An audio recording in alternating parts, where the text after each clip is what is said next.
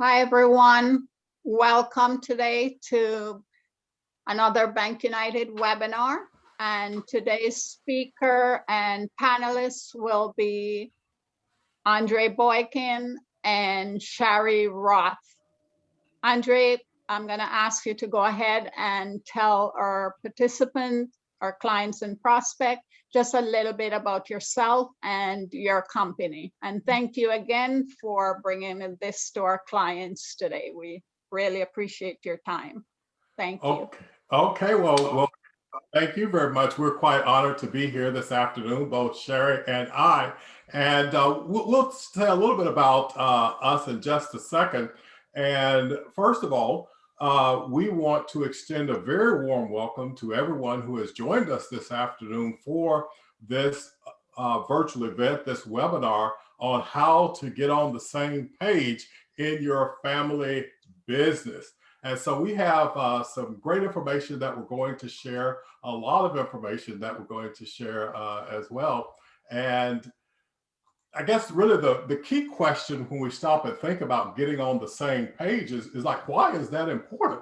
Like, why is that important? Oh, I think when you think about a family business, and I think Sherry would agree, we have family members that don't speak to each other and they don't even have a family business. So then you lump on top of it a family business. Wow, you got a lot of things that are happening. But even more so from a practical thing about just having the business thrive, being on the same page is really critical. Sherry and I, we're business coaches and executive coaches, and we've been doing that since 2002. And one of the things that we do when we go in to begin to work with clients, and we've worked with several family owned businesses and couplepreneurs, and as far as that's concerned, corporations as well.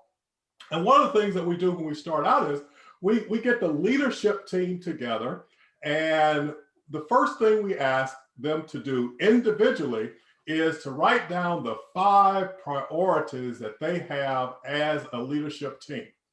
And you would be amazed if we have 6 people around that table, we'll have 6 different sets of priorities. And so what that is an indication of that is that everybody is not on the same page, even though they think they are on the same page, that they think they're aligned in what they're up to accomplishing and what they're trying to do, when in fact, they're not on the same page and there's a disconnect.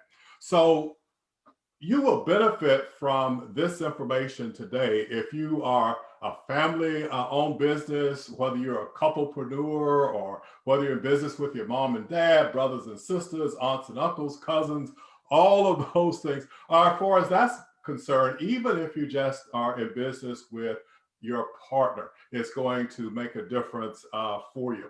And the question is, why should you listen to us about this? Well, first of all, as I mentioned, Sherry and I, we've been in business since 2002 as business coaches and executive coaches, and we are a couplepreneur. So we understand those unique nuances that are associated with businesses who are connected in more than just the business. They have a different relationship or another relationship in addition to the business. And we've had the privilege and the opportunity to work with a lot of family-owned businesses since we started in 2002. And so, that's just briefly a little bit about me. And we have, like I said, a lot of information that we're going to go over. And so let me bring Sherry on, my beautiful wife and business partner for the past 22 years, and have her talk about what we're going to cover today. Well, thank you, Andre, and thank everyone for being here. And the first thing I want to make sure that everyone has is, if they want to take notes, is that we created a participant manual. So either you received the email with the attachment, and if you didn't have a chance, and we put it in the chat, there's a link to it, so you can go ahead and download it now, so you have it. And it's just we try to make it easy for you to follow along and to take notes. Because what we really think is it's not only investing an hour in time to hear what we have to say, but we really want you to be able to to be able to put what you get from today into action. And when you write it down, it makes such a difference because you'll have something to refer back to. And we also have a chat and a Q&A. So throughout the time, if you have a question, please put your question in the Q&A. And then I'll be checking, and we'll be checking to make sure that we address your questions throughout the webinar. And then of course, we'll reserve time for questions at the end. But put your questions in the Q&A. And then also, if you want to just share in the chat, the type of business you're in. We have diversity in the family makeups as well as the different kinds of businesses. So I think it would be really interesting to see the kind of family businesses that are joining us today. It's always very exciting. And so thanks for being here, as Andre said. And we're going to want to tell you a little bit about what we're going to go over on getting on the same page. We're going to give you the tools to get you on the same page. And the first thing that we start with is the strategic direction formula. That's going to be the first. Then we're going to be going into the right fit, and which is dealing with the roles and responsibilities. And then the last topic we're going to be covering around getting on the same page is how can you have collaborative communication inside your family business, which will also affect not only the business, it's going to help in your family relationships. So those are the three areas that we're going to be covering. And we're going to help you with this because it's not only going to help your, just feel better about being on the same page. The whole thing about it is going to help you grow your business and enhance your relationships amongst the family members. So I want to just share just one thing on one of our clients that we worked with inside a family business. And this is Shelly, and she sent it to us in email. I can really tell the difference in the communication. And I just wanted to let you know that it is working in action as a direct result of your efforts. Another thank you to let you know we are executing on the plan. And there's nothing better for us to hear when someone and a business really benefits and is growing and seeing the difference that the work that we do makes. So we're very grateful and wanted to share that with you.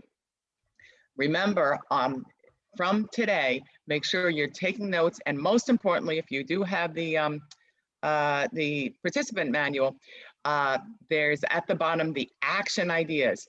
Think about the action that you want to take, and at the end of the of our event, we're also going to give you something that can help you put everything into action.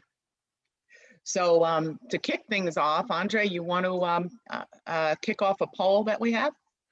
Yeah, let's have a fun fact here. And so we're going to have a question for you. We want you to answer the question, what you think is the correct answer. And this is really going to demonstrate the importance of family-owned business. So the question is, what percentage of U.S. workers are employed in a family-owned business? So if you will put in the correct answer, what you think is the correct answer.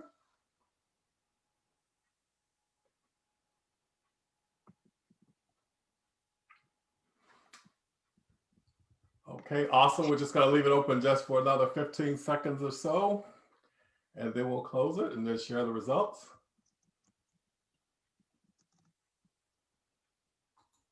Okay, so you are exactly correct with this.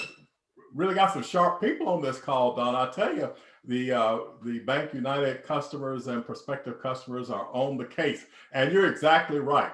60% of the U.S. workers are employed in a family-owned business. So that just shows you the impact that you have in the economy, not only now, but also, going forward. So let's get right into looking at this information about the strategic direction formula. So let me get back to sharing my screen here. Yeah, and Andre, make sure you take down the poll, okay? Oh, did I not take it down?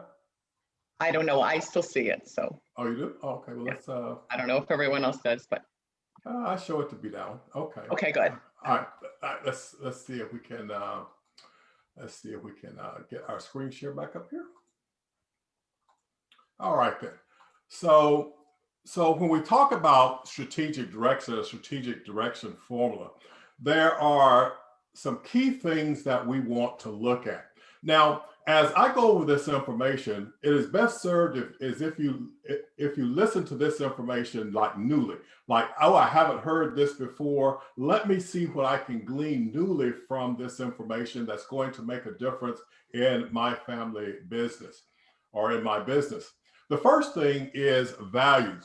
When we talk about establishing a strategic direction, the values become how you're going to, play the game. So the key role that values play is, first of all, creating alignment internally with the family. So, and then also with the rest of the team that is supporting the family business.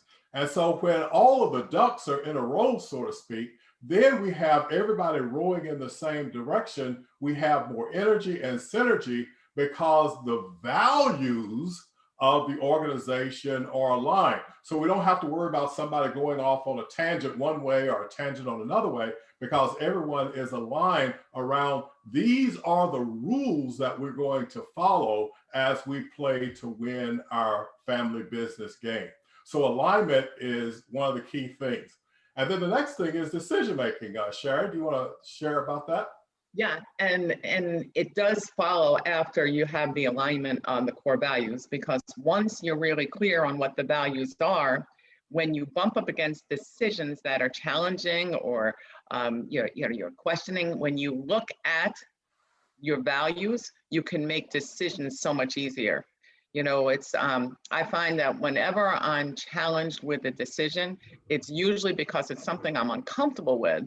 But then when I start, I revert back to our values, it makes the decision that much easier. It's just very clear.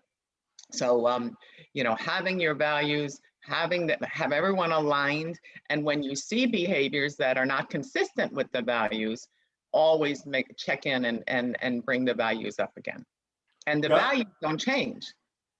No, they remain constant. And in terms of making decisions, we see this quite a bit. For example, CVS Pharmacy, one of the larger, pharmacy retail chains in the country. They made a decision in 2014 to stop selling tobacco products. And the reason that they made that decision was because they said that selling tobacco products was not congruent with their value of putting their customer needs first. They said, we just can't justify selling these products that are so harmful to health to our customers. So it represents a revenue loss because obviously tobacco products sell and they sell very well. But they made that decision based on being in alignment with their core values. And it was an easy decision because they said, well, is it either in line with our core values or is it not in line with our core values? So making decisions becomes easier when you have your core values in place.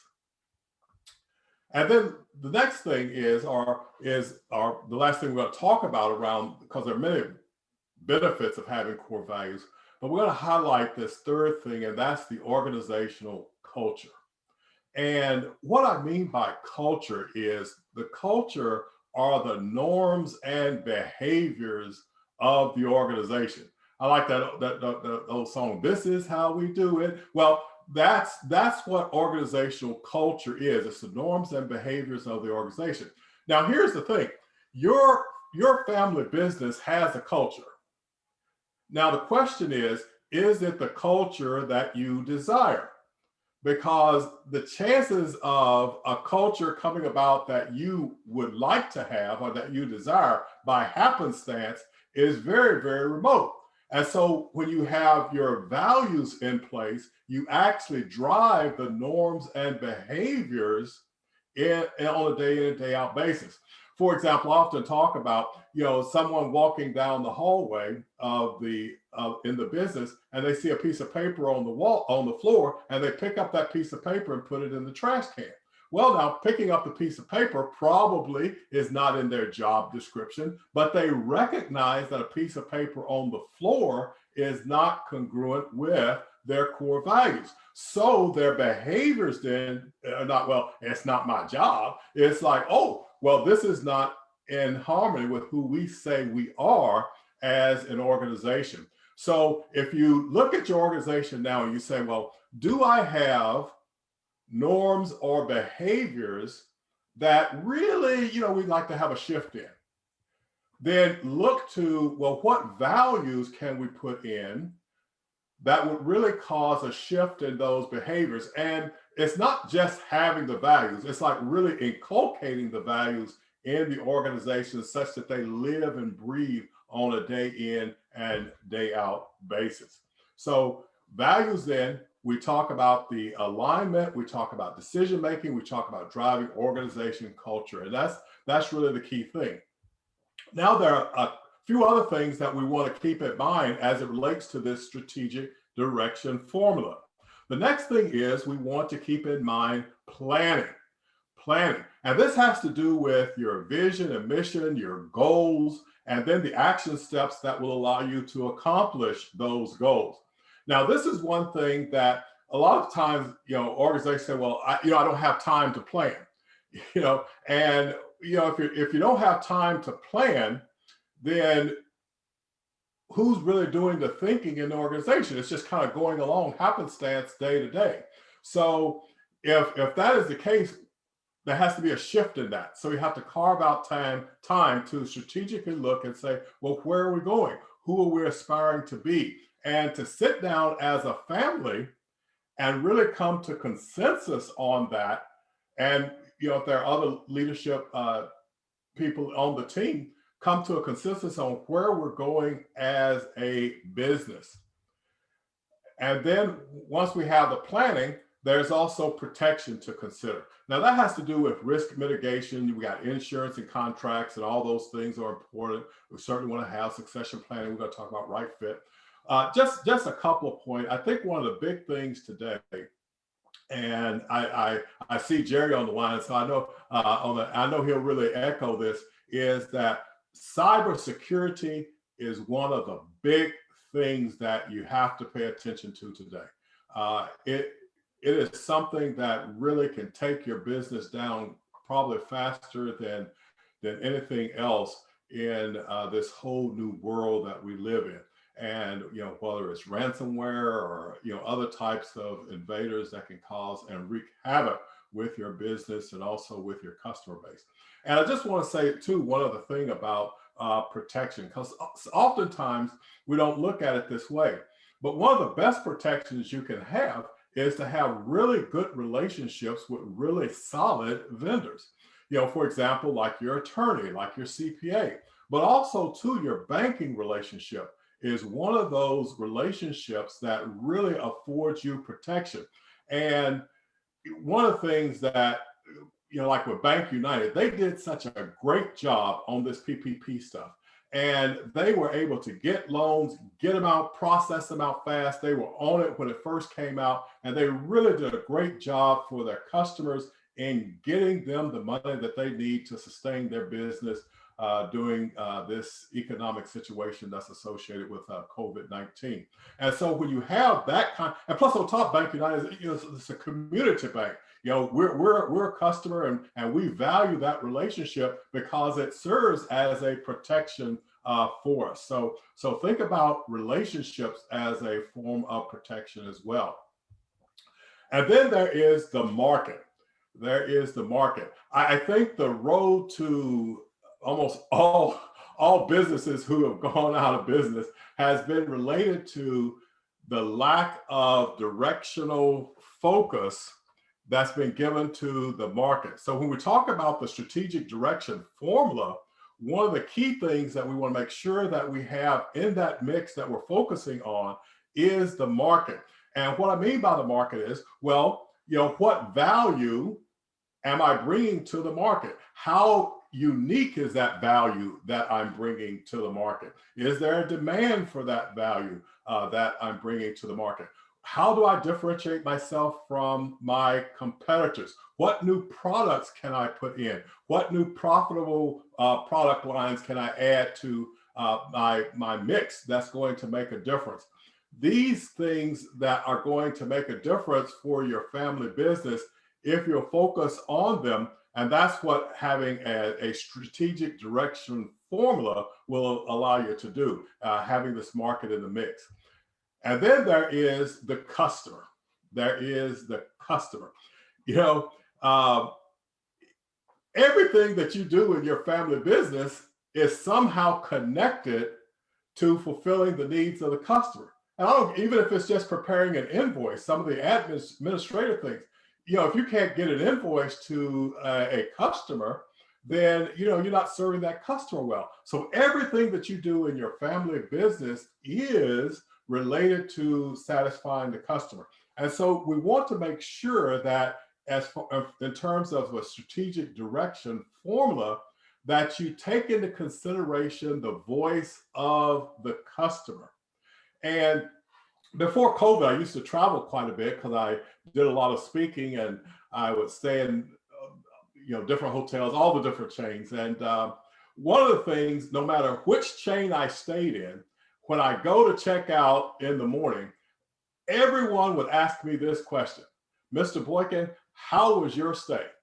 And you could tell just by the way they asked the question that they really didn't care what the answer was. They would just let me just check that off the list. And so they weren't really listening to the voice of the customer, which was me. They were just really checking it off the list. So what you want to make sure that you're doing in terms of strategic direction and establishing and using this formula is to make sure that you are actually listening to the voice of the customer and that you're implementing things based on what the customer says. So consider that what has allowed you to achieve the success wherever you are today is not going to be enough in the new economy, because there's a new economy created every day, it seems like.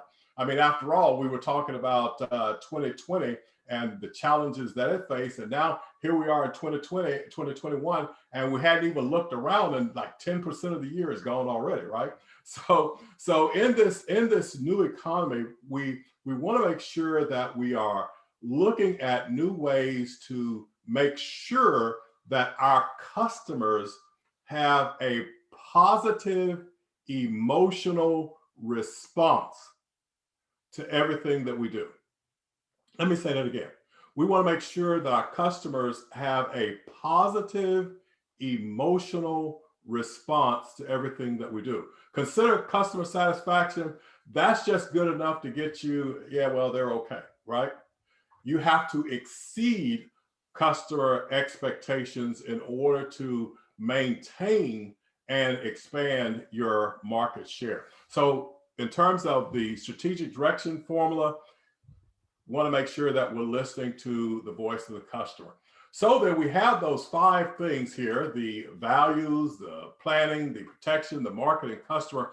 All of this now is a part of your strategic direction formula. And when you begin to peel back and look at each of these areas as a family business and look and see, okay, well, this is where we are, and this is the gap between where we want to be, then you can begin to make strategic decisions about how to close the gap so that you can really go and expand and scale your business and take it to another level. Okay, so Sherry, I've been talking quite a while. I've thoroughly enjoyed it. And why don't we see if we have any questions here? I see we have. I don't see any questions, and I do want everyone to know that these 5 things in the strategic direction formula are very solid and all very, really will contribute to getting you on the same page and contribute to your company's growth. And If you don't have a lot of these things, you could be overwhelmed in knowing where to start. Don't worry about it. You don't need to get everything done, tomorrow. What you want to do, and we will provide you something at the end of our event that you can work through so that you can see where you want to start and make little steps at a time. Don't think this is like, oh my gosh, this is just too much. No, we start little steps is going to allow you to move forward. Okay, so let's kick off our next poll, Andre. Okay, why don't we do that before we get into the next section? Let's have another poll here. And this poll is really going to highlight and kind of kick off the next thing when we talk about the right fit. And so the question is, how many family-owned businesses will make it to the third generation? So pick the answer that you think is the right one. How many family-owned businesses will make it to the third generation? And the answers are coming in.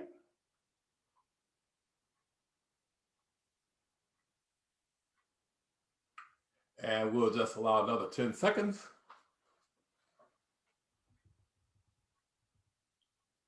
Okay, awesome. Okay, so the members on the call, the participants on the call said 18%, followed closely by 12%. And then by 20%. And the correct answer is 12%. So you can see that we talked about how important the family businesses are to the US economy, with so many people being employed, over 60% being employed in family businesses. And now we see that, well, only a small percentage of businesses that are family owned make it to the third generation. Now, there's a reason for that, and all of them are totally valid, but we're going to look at something that's going to make a difference in terms of maybe creating a legacy for your family business. And that has to do with being on the right fit. Did I share these results on this poll, Sherry? Did I share? I saw them. I don't know if everyone else saw them. Okay. I think everyone else did. Yeah, there All we right, go. then. All Okay, right. there we go. Okay, then. So yeah, okay. So we share. So the answer is 12%. So those of you who said 18%, as Get Smart said, missed it by that much. Okay, so we'll go on here, and let's get into now to the next thing, which is going to be the right fit. Oh, we're going backwards. There we go. There we go. We'll go forward here. Okay. All right. There we go. All right. All right. There we go. Okay. Now we'll get going. Okay, there we are. Now we're in the right fit. All right. That was a fun ride. So we talk about getting to the third generation. It always starts with knowing and having the right people in the right jobs doing the right thing. And when we talk about family businesses, we often hear when someone has an idea and they start their business, it's all hands on deck. People just do what needs to get done. Well, once you get out of that, first phase, it's really important to look at your business. And as we looked at in the strategic direction formula, that when you have your business outlined with your vision, mission, and your goals, you want to say, okay, what are the business needs that have to get done to so that we fulfill on what we want to accomplish. So you first look at the business, not the people, but what are the business needs and what is it going to take? What are the best roles that's going to be able to accomplish what we want to accomplish? So you first have those roles defined. Then after you've had those roles defined, so you're not thinking about, Aunt Joan or, dad, mom, sister, brother. After you've had the roles defined, then you start looking at the people and you say, okay, what are my strengths? And everyone has their strengths. And that's where you want to be utilizing. You don't want to be doing things that you're not good at, that take a lot of energy. You want to take on the roles of what you do well. And of course, sometimes there's skills that you want to get trained in, but we're talking about the things that you really do well as the things that you want, the roles that you want to fill. And obviously, we all do a few things. Andre hates doing administrative work. I, don't like, I don't like doing it either, but we know that's about 10% of our work when we got to do those things. But when you look at your roles and responsibilities, they should be about 80% of your job should be aligned with your strengths. If you have gaps in that, if there's something different, that's where your business performance is suffering, as well as your own personal enjoyment. So this is very important when we look at the right fit. And then Sherry, lastly, can I put something again while we're talking about strengths? Because a lot of times, the businesses will say, the leadership of business say, well, we want to, elevate the limitations or improve on the weaknesses. And that certainly is a valid thing. Consider though that what really brings the most value to the family business are the strengths. And if you can leverage those strengths, that's going to obviously have an exponentially positively impactful benefit than trying to elevate limitations. Yeah, and it's so true. If people are working in the areas that they're not strong in, the company and the people are suffering. So it's never good on a long-term basis to be being in a position that doesn't fit your strengths. So, and lastly, we're talking about, your passion and fulfillment. You spend most of your time when you're not in a family. If you're not in a family business, you spend most of your time at work.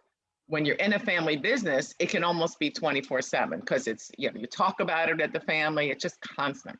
So if you're not passionate about what you're doing, passionate about the business, that's a real formula for, getting burnt out, real formula for resentment.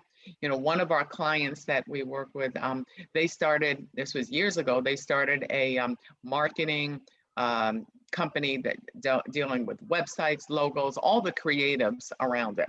It was husband and wife, and then young son was sort of an apprentice, and now he's old enough to, and he's actually running the business. But when they started the business, the husband stayed on the creative side, the marketing side, and he would be the interface with the customer around the creative. The wife, because it had to get done, was doing all the back office, administrative, financials, accounting, and she really was passionate about being creative. So over time, she got so resentful, and not only did it impact the relationship with her husband, it spilled over to the interactions with the clients. So it was really important to get things, and that really never even was discussed.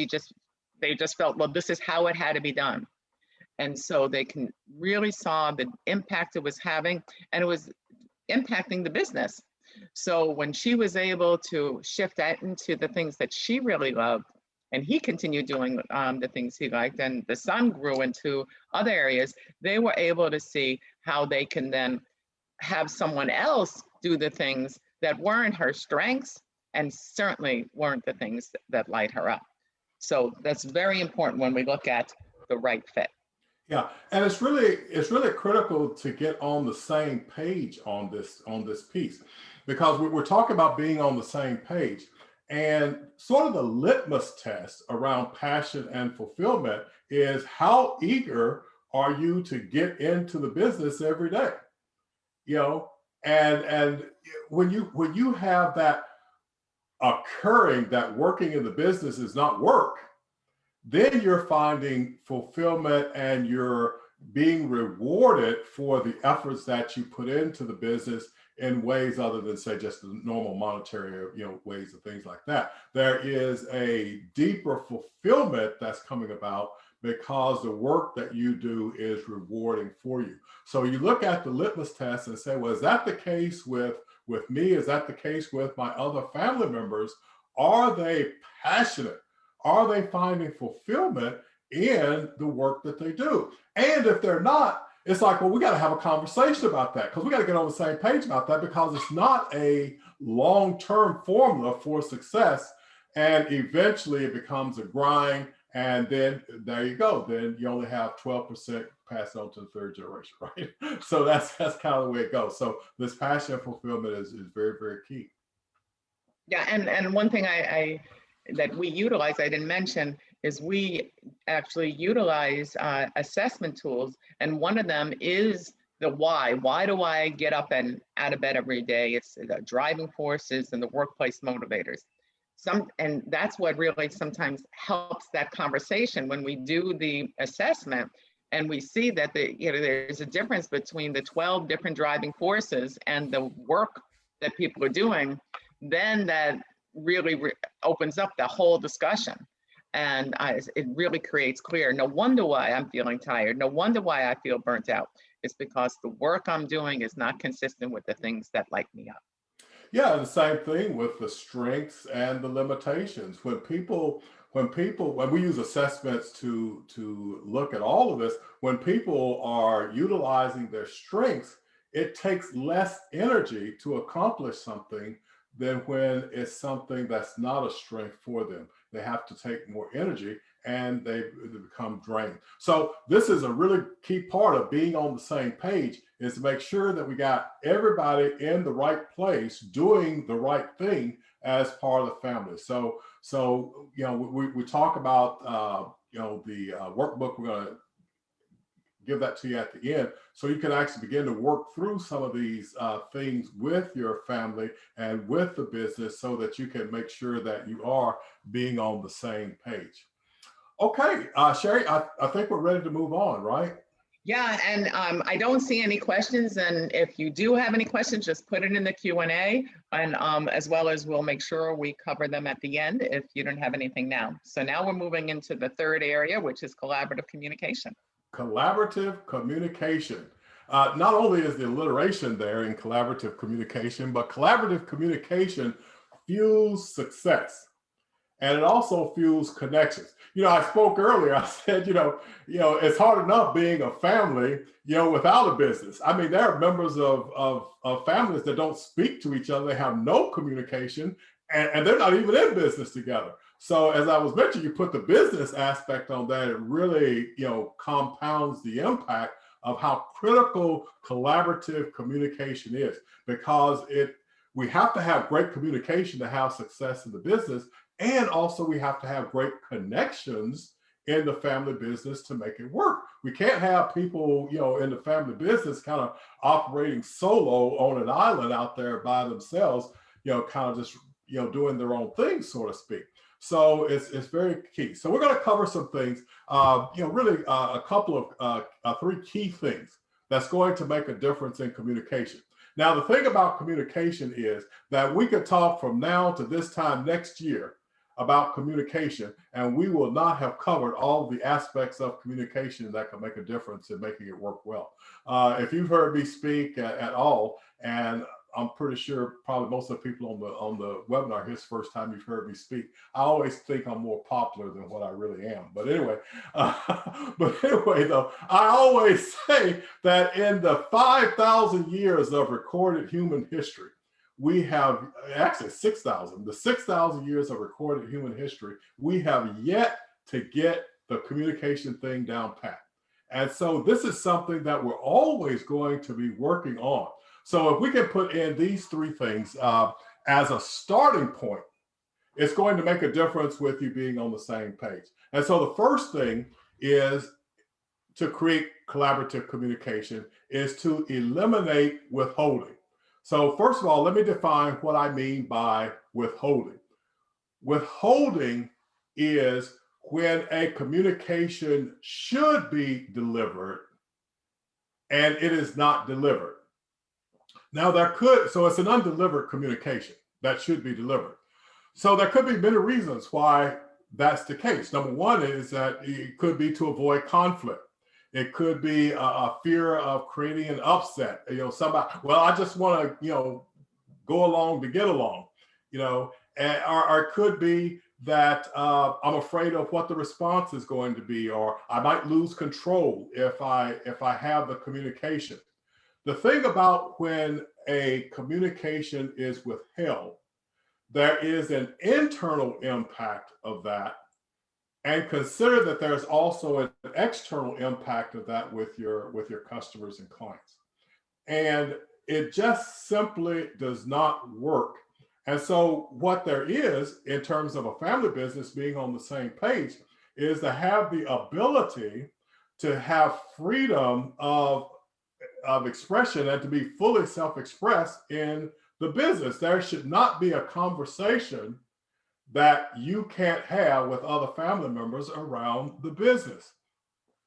Another thing I didn't mention is personal agendas. For example, it could be something political, but I think you get the idea. We want to eliminate withholding, and what that means is that we have to create, here again, an environment where collaborative communication can take place.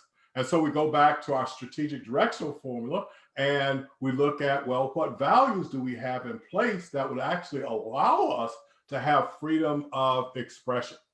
Okay. Andre, isn't it true, because we're in business together and we're 24/7, it's not always keeping something about you want to ask about the business. It could be something personal that you're dealing with, and you carry that around, and sometimes you're worried about something, concerned about something, and you withhold it from the other people.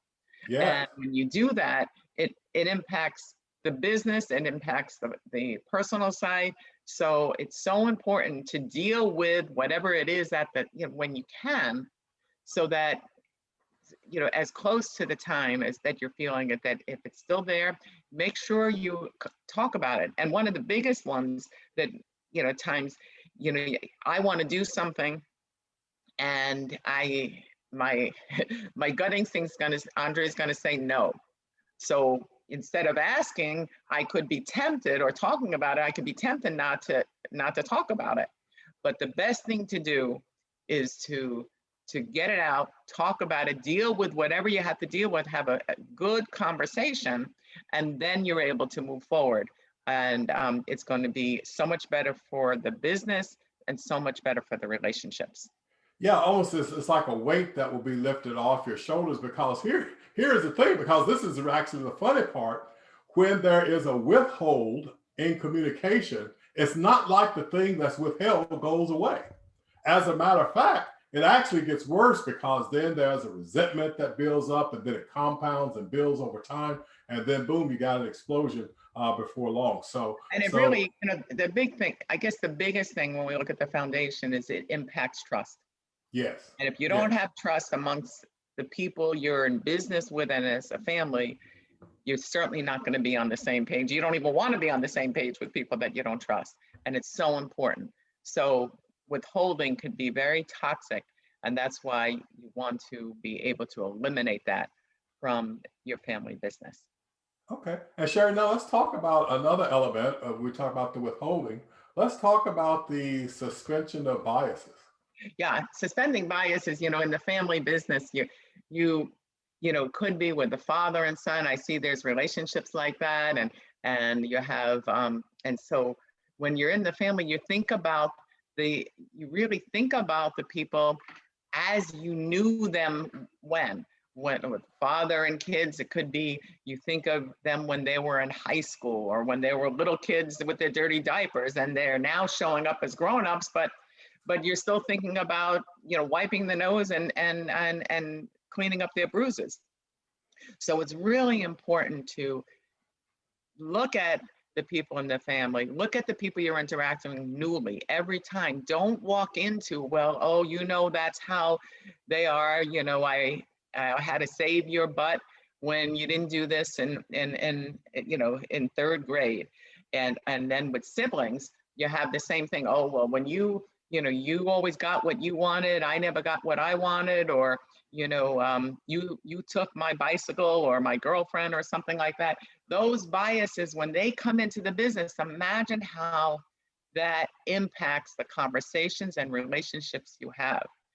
I was listening this morning and heard someone give the advice: when you're listening to someone and they have something to say, think about it as if that person is right.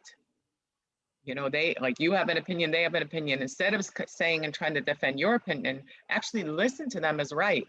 I think also in the family business, you want to think that they may have a good idea. They have something to offer. And when you can let go of the biases you may have had in the past, this is going to be a huge impact on how you're able to be on the same page. We have a client there in Arkansas, and it's a mother with her two adult children, her daughters, and they have an assisted living facility. And when we first started working with them, the mother ran the business as the matriarch of the company, and she related to her daughters really as teenagers, as getting in trouble in high school, running around with doing different things, and really didn't value what they had to say. She had a control. When we were able to, suspend those biases and let her, the mom, really see how much the daughters had to offer, she was able to let go of some of the control, and they were able to expand their business and open different facilities. So it's so important when it comes to the family business to let go. Think about the way you are relating to people now and see what you can give up, because it will have a huge impact on how you're able to move forward.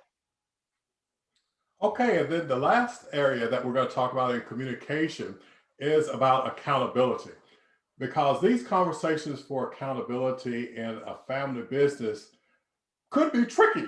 And we want to make sure, though, that everyone is being held accountable. Now, we've already looked at the right fit. So we know we got the right people doing the right things. Everybody knows what their roles are and what their responsibilities are. So now what we have to do is hold them accountable inside of that.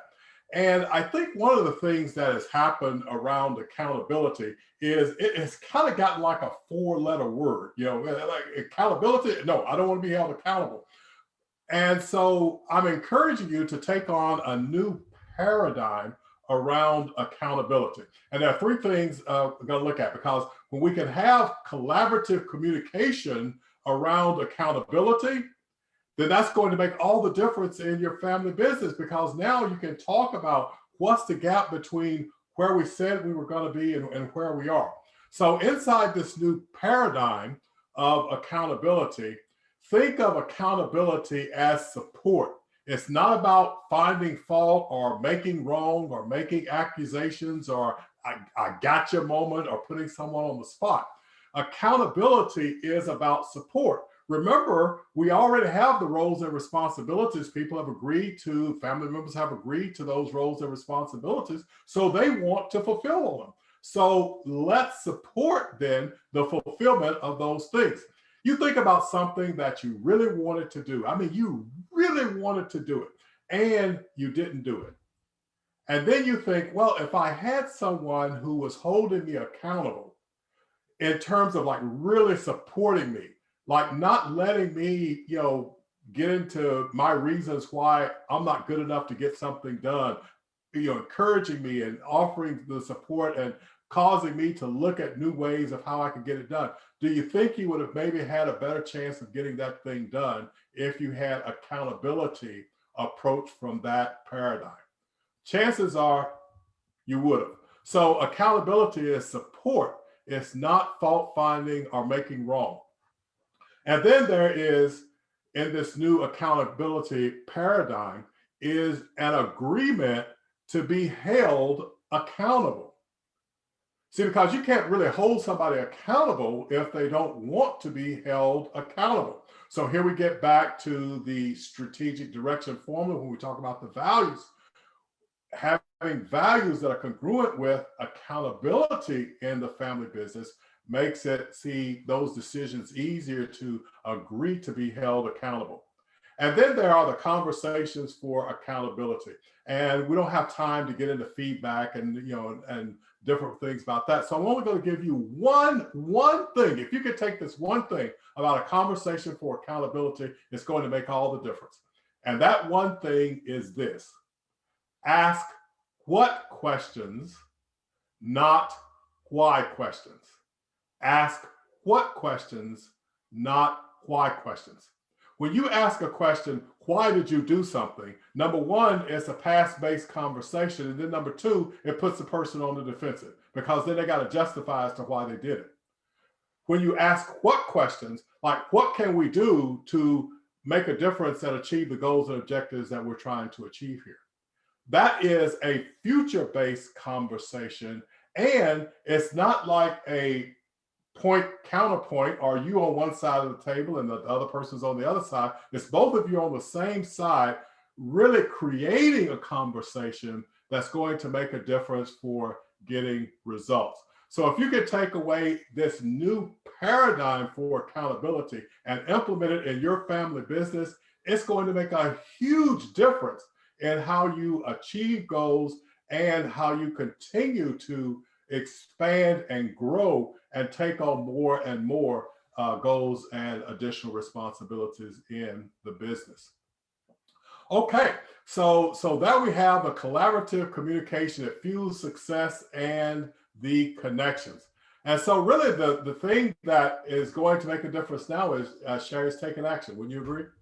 I would. And before we get into the last thing about taking action and provide this workbook they can use, there was a question about, and it's really a great question, and I really want to commend Michael for asking. He says, as a business gains traction and profits are coming in, what is the best way to keep all family members focused? Because there's making money, things are happening. So how do we keep them focused? Well, first of all, Michael, congratulations to you and your family for having traction, having profits, and you're so right that it's easy to lose that momentum and get distracted. Andre, do you want to take that question? Yeah, it's a great question. What's the best way to keep the family members focused is really, getting back to that strategic direction formula. Because when you have that, you can see, because there'll be times when it'll be necessary to go off, on a tangent because maybe a special project, but then that's what brings you back to it. And that's what keeps the focus on that. And so we recommend and we create dashboards for our clients so that they're always present to what there is to focus on. So as the business gains traction, I guess really one of the things that we don't want to get into is just getting into the habit of just doing, and lose the sight of planning. Because what will happen is that will become almost like a false sense of security. And when that plays out, you'll be, kind of stuck in that same situation. So remember, what you want to do with your business is always be looking at, this is where we are. How can we continue to expand and grow? So great question, Michael. And, as the business keeps going, keep the members focused by keeping the strategic direction clearly in front of all of the family members and all of the leaders. Yeah, and it really leads right into this action plan, because what Andre and I did is we put together a workbook which you can work with your family. And that's the best way to work through it. So we'll get you together. This workbook you can get by going into businessandcouples.com/workbook. And Andre, you're going to put that into the chat? Yeah, I will put that into the chat. Yes. Yeah, so it's businessandcouples.com/workbook. And it's really a step-by-step that will help you evaluate where there are gaps in being on the same page, and then give you the methodology to put those things into action. But the key is to get with your family members and do it together. Because if you're trying to row a boat one way and everyone else is rowing in a different way, you know how dizzy that being on that rowboat is going to be. So download this workbook, and of course you can always reach out to us any questions, but that is taking this time that you took to put things into action. So with that, we are complete, and we want to pass this back on to BankUnited, because we're really grateful for everyone being here, and grateful to BankUnited for inviting their clients and prospects and colleagues to hear this information that we had to share.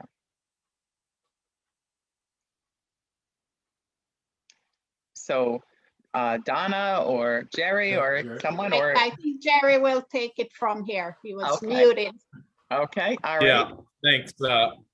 Well, first, thank you, Andre and Sherry, for a great presentation. I think, so much of this is every day, to you all. But for many of our clients and obviously, prospects and COIs out there, I think it's enlightening information. So much I drew really, kind of a big circle when you were talking about PPP and being consultative, because that's so much of what we're about as a company. I think this was incredibly informative and consultative in that, it's not unlike having, a stool where you've got sort of four legs, and you've got those advisors like your accountant, certainly your attorney, your insurance person, your banker. They're all advocating for your business. And so much of what you talked about was really, just that, having the right advocates around you, continually educating yourself on all things planning, all things succession. I did answer the surveys, and I was spot on with all of them, because I've read so much of your material, Andre, over the years. But also, one of the biggest, or probably the biggest risk in any business is management succession. It doesn't happen, without trials and travails. We find in many of our business clients that, there aren't proper buy-sell arrangements. Something happens, an insurance policy isn't there, then you've got, a potential estate tax situation. Planning is so critical, but, even more so in the family, as you talked a lot about, there's so many complex issues with family. I'm working harder than you are. You're not putting in your time of, excuse me, if you will, of sweat equity, and so on and so forth. So I think these are very real, hard-hitting issues, and, things that, that we, again, want to offer freely, and hold our clients' hands, just like we did through PPP. So, Andre, Sherry, I really appreciate you, mentioning that. We're in round two, and about to be in, the middle of all the forgiveness for round one. The PPP is the gift that keeps on giving, if you will. So, I think we'll be with it for a while, but I think it's really important, has been really important in this time, especially to be that much closer and reaching out to your clients, which we have been through this. So really kind of an encompassing, really good work product that you put together today. And we always appreciate, you helping us with many of our clients, with a lot of the internal leadership challenges and ongoing challenges we've had. So, really enjoyed it today. And just, again, thank you very much. Our pleasure. Thank you. It was great. Great being with you all. So. Bye-bye. Thanks. to everyone. And our next webinar will be on February 18th. So stay tuned with your bankers and we'll get that invitation out. Thanks again for joining us today. Bye-bye.